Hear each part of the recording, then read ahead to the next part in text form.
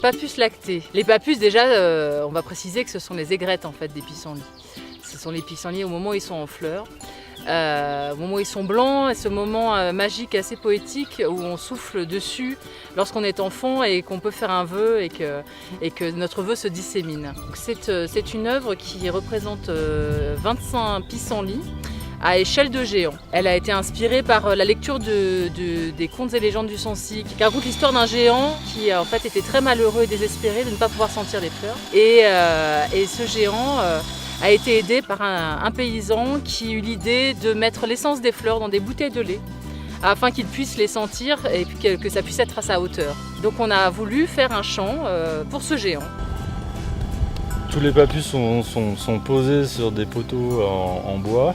En haut du poteau est vissée une sphère en bois qui est composée d'arceaux. Sur chaque arceau est vissé un certain nombre de bouchons et donc chaque bouchon est vissé donc, dans ces arceaux et ensuite sur le bouchon on visse la bouteille de lait.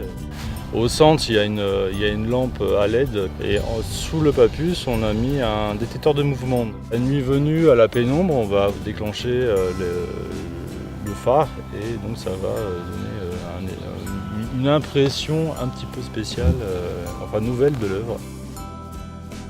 C'est l'idée de quelque chose qui sort de l'ordinaire parce qu'on travaille avec des matériaux ordinaires, des matériaux du quotidien, des objets du quotidien qu'on ne voit plus, enfin qu'on ne regarde plus en tout cas, qu'on voit mais qu'on ne regarde plus.